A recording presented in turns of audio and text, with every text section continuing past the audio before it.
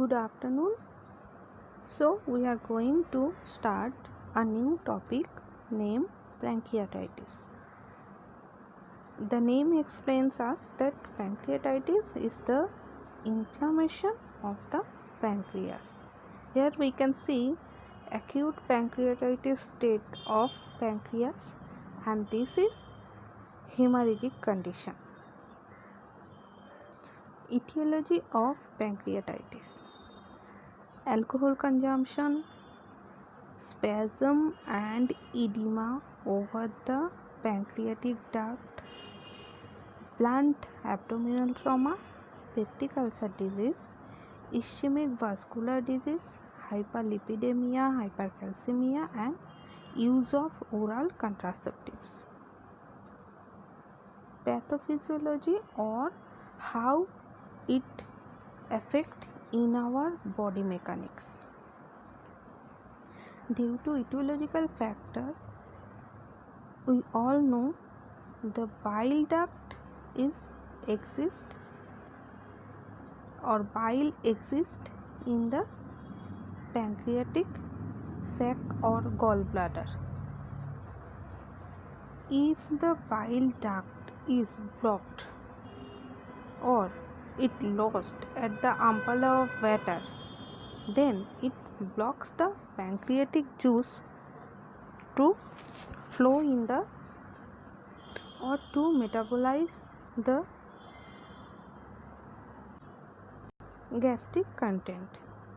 So, if there is obstruction, that leads a reflux of bile from common bile duct into the pancreatic duct, and there is activation of pancreatic enzyme which helps to vasodilate the pancreatic duct and increase vascular permeability, which resulting in necrosis and erosion of hemorrhage of pancreas.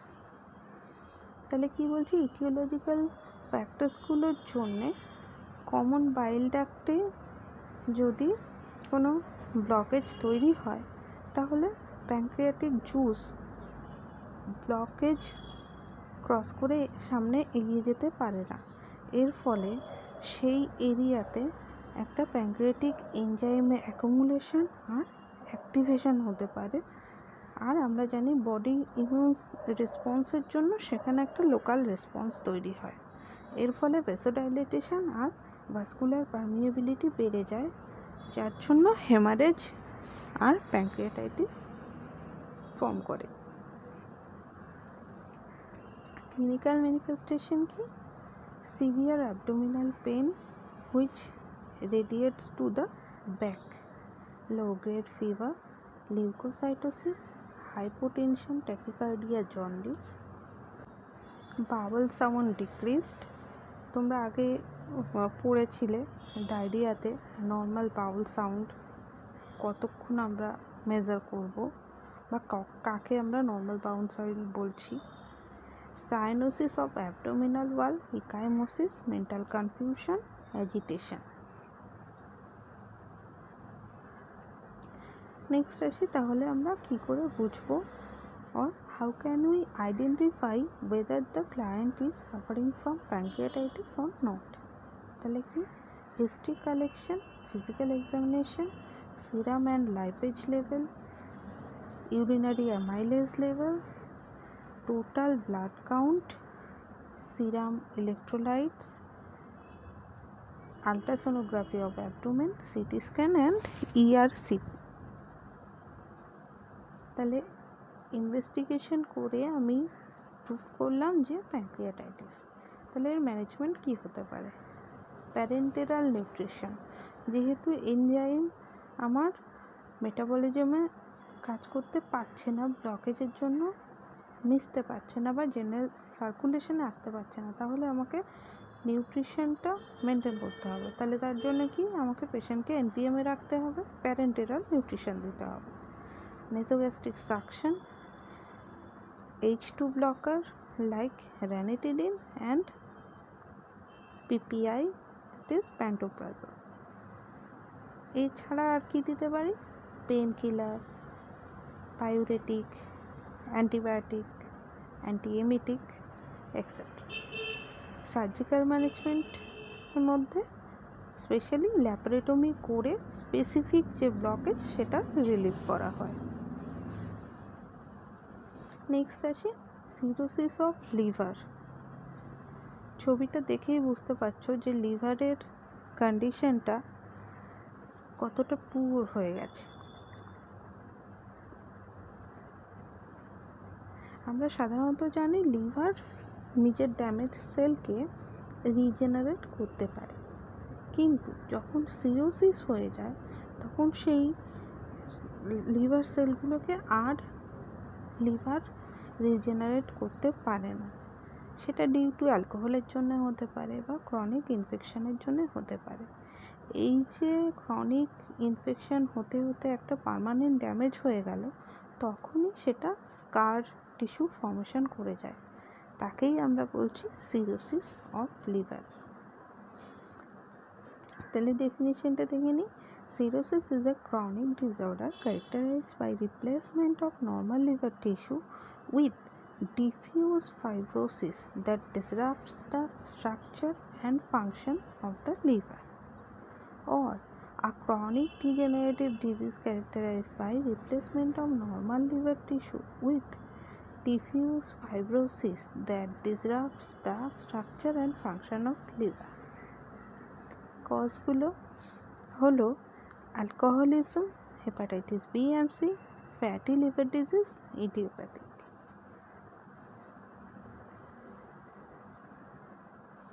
Next আসি types of cirrhosis of liver. Alcoholic cirrhosis, post necrotic cirrhosis আর biliary cirrhosis. Alcoholic cirrhosis হচ্ছে most common type of liver cirrhosis. এটা chronic অ্যালকোহলিজমের জন্যই হয়।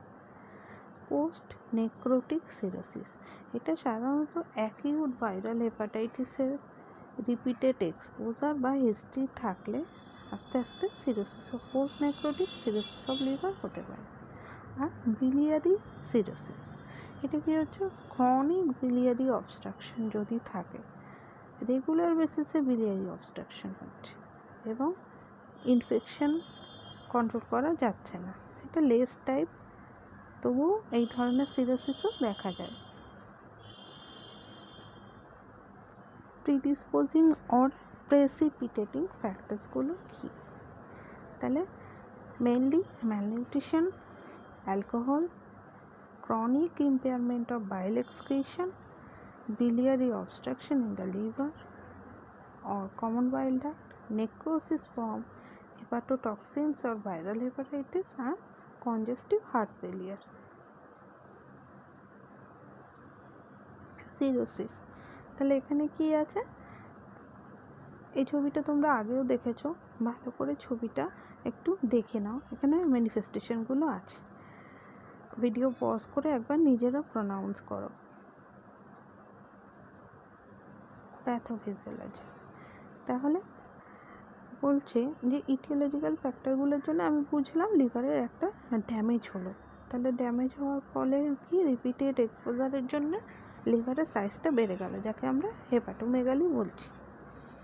এবার এই যে রিপিটেড এক্সপোজার হয়ে ইনফেকশনের জন্য যে ফাইব্রোসিস ফর্ম করলো, তার ফলে হেপাটিক মেন ফাংশন, সে নর্মাল ওয়েটটা যেটা সে বিয়ার করতো, এখন ওয়েট বেড়ে যাওয়ার ফলে এবার তার অ্যাক্টিভিটিটা একটু কমে গেল, স্পেস কমে গেছে, প্লাস অ্যাক্টিভিটি কমে গেল থিকনেসের জন্য। এর ফলে হেপাটিক ব্লাড ফ্লো ডিসরাপশন হয়, পোর্টাল হাইপারটেনশন হয়।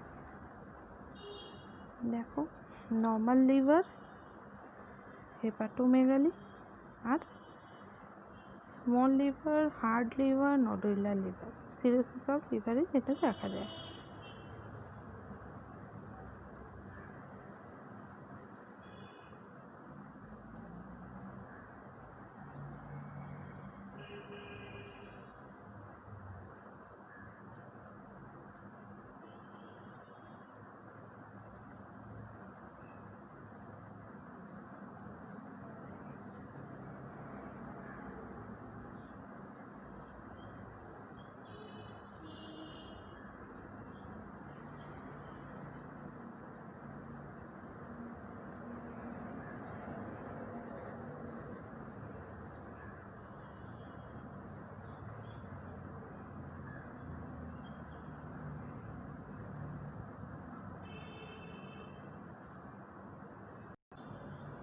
সরি, একটু সমস্যা হচ্ছিল ভিডিওটার।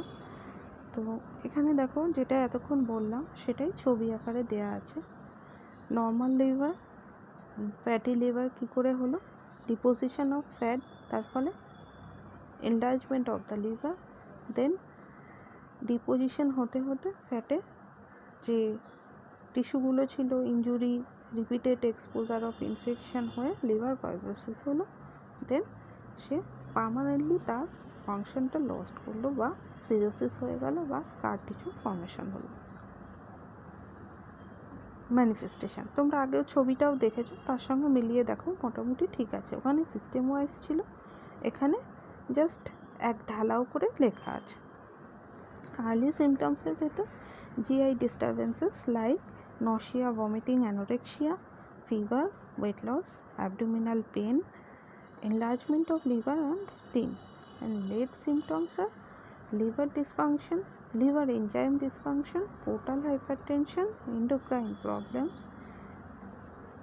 peripheral vasoconstriction, mental deterioration. তাহলে আমার ডায়াগনস্টিক ক্রাইটেরিয়াগুলো কী?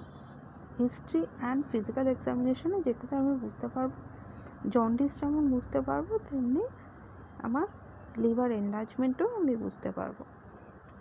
Serum levels of electrolytes, ALT, AST, GGT এর ফুল ফর্মগুলো লিখে ফেলো।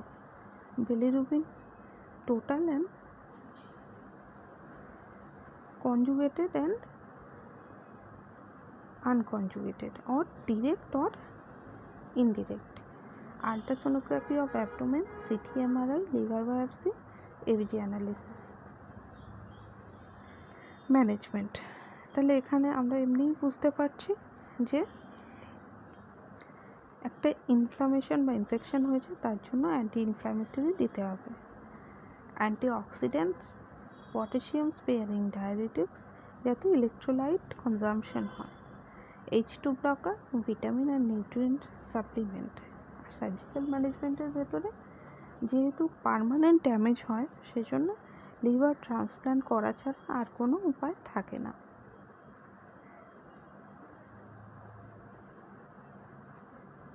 নেক্সট আসি কমপ্লিকেশানে। বুঝতেই পারছো, ascites, oesophageal variceal bleeding, hepatic encephalopathy, infection, hepatocellular carcinoma, spontaneous bacterial peritonitis, এই সবগুলোই হলো কমপ্লিকেশনের মধ্যে পড়ে। আর নার্সিং ম্যানেজমেন্ট অ্যাকর্ডিং টু, যদি সার্জারি হয় তাহলে সার্জিক্যাল ম্যানেজমেন্ট। তোমরা এত টপিক পড়েছো যে আমি আর এখানে স্পেশালি বললাম না। ল্যাপারেটমির ক্ষেত্রে যা যা সার্জিক্যাল ম্যানেজমেন্ট থাকে সেগুলো including post operative transplant care, এটার জন্য জরুরি যদি ট্রান্সপ্ল্যান্ট হয়ে থাকে। ওকে,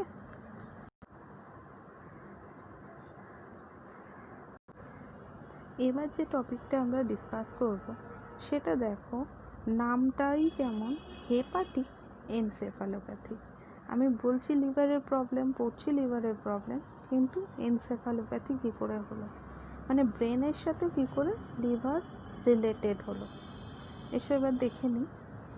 তাহলে লিভার ফাংশন ডিসরাপশনের জন্য যদি আমার সেরিব্রাল সিমটম অ্যারাইজ করে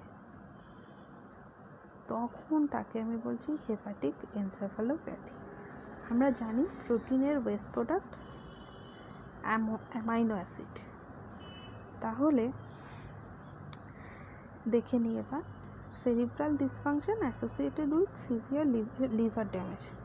ওকে, inability of the liver to metabolize substances like toxins such as ammonia, which is produced by the breakdown of protein in the intestinal tract.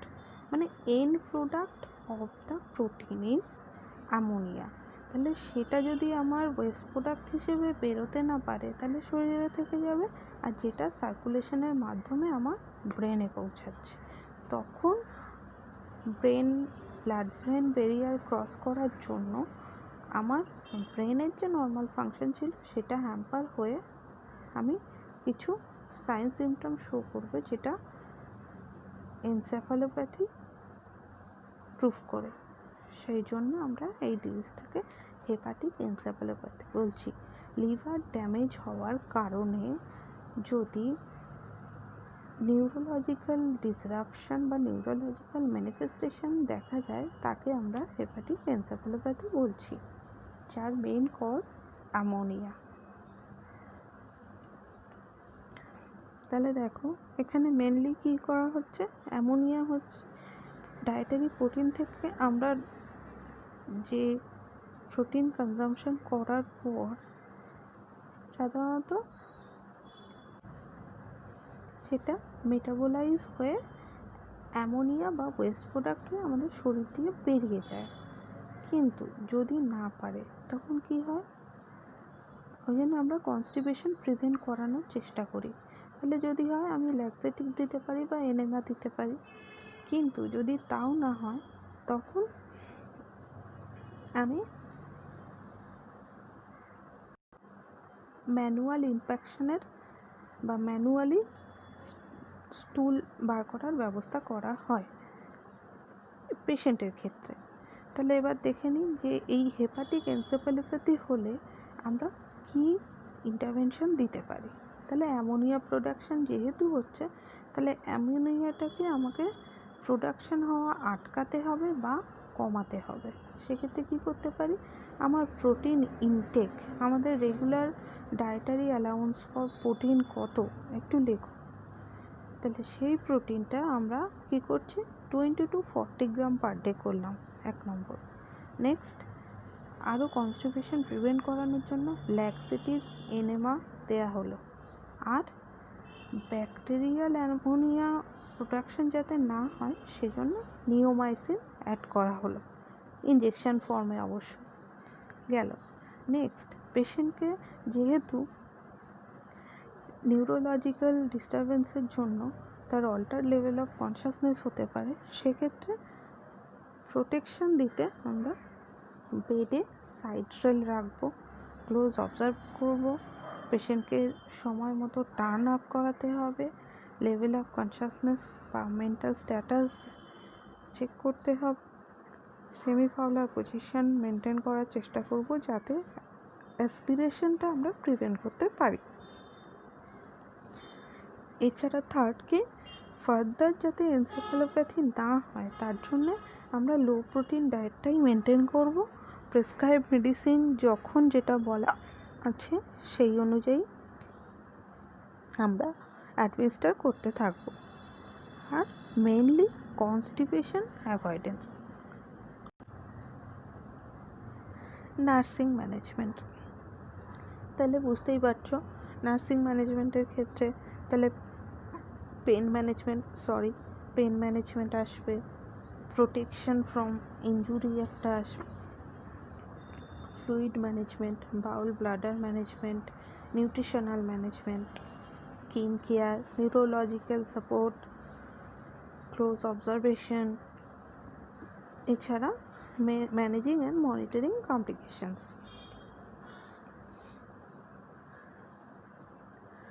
এটা মোটামুটি নার্সিং ডায়াগনোসিস। এখানে দুটো স্লাইডকে একটা করেছি বলে এই রিস্কটা আগে ঢুকে গেছে, এটা কিন্তু লাস্টে আসবে, তোমরা সেভাবে লিখবে।